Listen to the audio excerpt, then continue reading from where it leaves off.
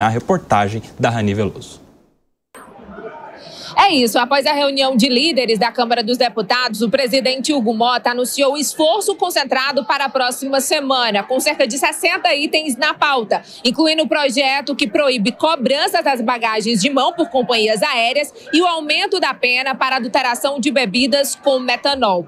Já sobre os projetos de interesse do governo para ajuste nas contas públicas, Motta afirmou que irão votar corte de despesas na próxima semana e só depois cortes nas isenções tributárias. Os dois projetos podem economizar mais de 25 bilhões de reais no orçamento do ano que vem. Isenções ainda não. Ainda não? Fica mais para frente um pouco. Só o corte de despesas? Nós queremos avançar. O conta da casa, né? O governo está decidindo que vai usar essa questão para repor o que foi perdido lá na MP 303. O governo deve apresentar para a semana que vem a sua saída.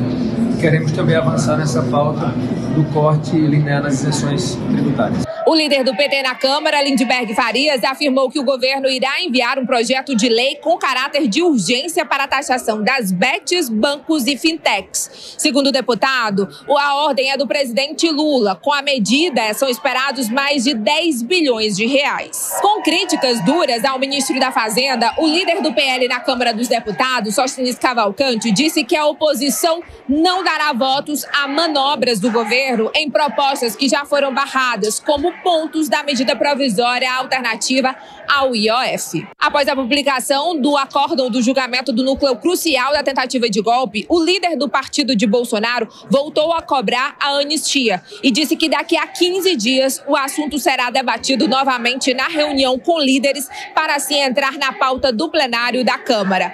Já o PT e o PSOL apresentaram ao presidente Hugo Motta recurso com 86 assinaturas de deputados contra o arquivamento do processo no Conselho de Ética, que pode levar à cassação de Eduardo Bolsonaro. De Brasília, Rani Veloso. Diego Tavares, o Congresso se preparando aí para a possibilidade de votar redução de gastos. Pois é, Kobayashi, ao que parece, com a derrubada da MP do IOF, não vai restar alternativa ao governo, senão de fato cogitar olhar da porta para dentro da máquina pública e ver aonde tem como fazer um corte de despesas. Cito aqui novamente o fato de estarmos em ano pré-eleitoral. O governo vai precisar, no que vem, ter dinheiro no caixa para emplacar todos os seus pacotes de bondades, enfim, para tentar, no seu último ano de gestão, ganhar um pouco mais de competitividade para o processo eleitoral de outubro. E aí, claro, se não conseguiu aumentar a arrecadação, aumentando os impostos em um país que infelizmente já não aguenta mais pagar imposto, que tem uma das maiores cargas tributárias do mundo, o maior peso proporcional em relação ao PIB sobre o setor produtivo, não poderia fazer outra coisa senão, de fato, cogitar um corte de gastos. Mas ainda há uma alternativa, como foi dito pelo Lindbergh na matéria que nós repercutimos agora, ainda vão tentar uma última investida para aumento de arrecadação por intermédio da tributação dos bancos, das fintechs e também das bets, o que também vai gerar muita discussão no plenário da casa, certamente. Isso vai tramitar por muitos dias e pode ser que não tenha, diante do pouco tempo que nós temos para conseguir implementar uma medida de aumento de tributação, não pode ser que não entre no calendário já para o ano que vem. Então, certamente o governo está tentando se virar aí para ter um pouquinho mais de dinheiro no caixa no ano de 2026 e, com isso, conseguir chegar nas eleições com algumas de suas metas, ao menos algumas de suas promessas de campanha entregues. O governo também avalia o congelamento de emendas para fechar as contas neste ano. A Fazenda já trabalha com um piso da meta 2025 e tenta não ser responsabilizada pelo Tribunal de Contas da União. Confira com a Vitória Abel. O governo pode acabar congelando mais de R$1 bilhão em emendas parlamentares até o fim do ano para tentar fechar as contas ainda de 2025. Vamos lembrar que o Tribunal de Contas da União vem cobrando o governo de tentar permanecer no centro da meta fiscal. A meta fiscal ela é estabelecida pelo governo a cada ano e tem o objetivo de justamente promover um ajuste das contas públicas. A meta fiscal para esse ano agora, de 2025, é de déficit zero. Mas tanto a Lei de Diretrizes Orçamentárias quanto o arcabouço fiscal permitem aí uma flutuação dessa meta fiscal para baixo, que a gente chama de piso ou banda da meta, ou para cima, o que a gente chama de teto ou banda superior da meta fiscal. O que o governo Lula está querendo é ficar nessa banda inferior, no piso da meta fiscal, justamente porque eles estão avaliando, o Ministério da Fazenda, a equipe econômica, avalia como muito difícil permanecer no déficit zero, que seria o centro da meta, e, portanto, quer permanecer no piso inferior, que seria aí de um déficit aproximadamente de 31 bilhões de reais.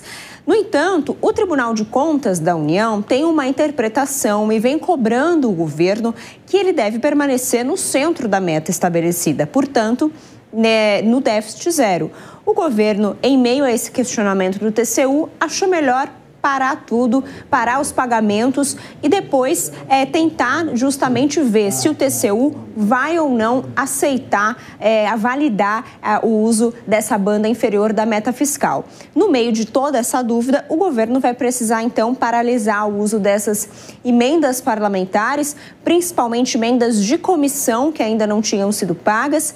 Agora, isso pode prejudicar ainda mais o ambiente político no Congresso Nacional, principalmente na Câmara dos Deputados, onde o governo está tendo ainda mais resistência para as votações. A gente também destaca que o governo, para tentar garantir o uso dessa banda inferior da meta fiscal, portanto, garantir que o déficit vai ser aceito pelo TCU a partir de agora, ele vai tentar colocar um projeto de lei do Congresso Nacional, que a gente chama de PLN, em votação, e esse PLN teria o poder de modificar a LDO de 2025, que já foi aprovada lá atrás.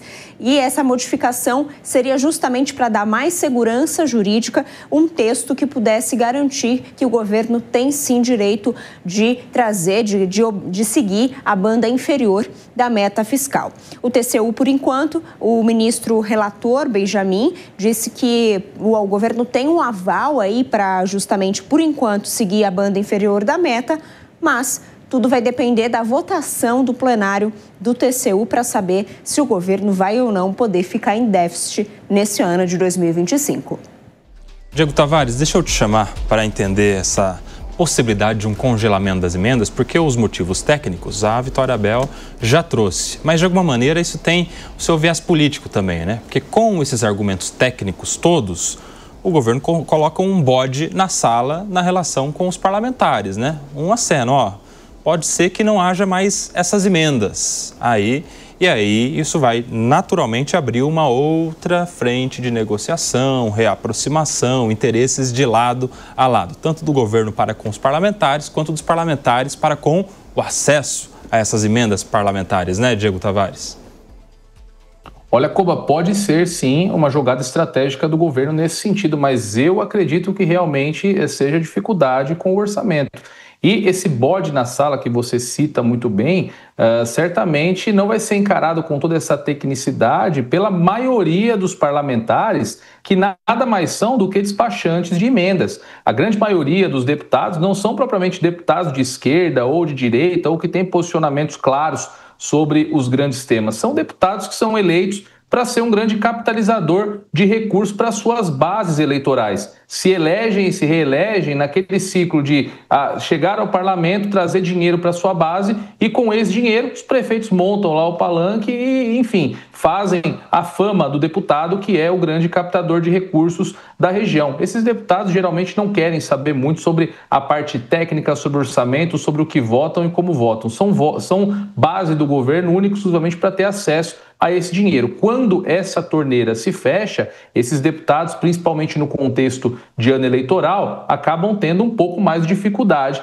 nas suas eleições. E isso certamente vai fazer com que essa base mais fisiológica do parlamento passe a ter uma relação ainda mais conflituosa com o governo. Então, a despeito de todos os argumentos técnicos trazidos, o presidente Lula e o governo do PT terão um sério problema de governabilidade caso mexam nas emendas parlamentares, que hoje é o grande ganha-pão eleitoral dos parlamentares brasileiros.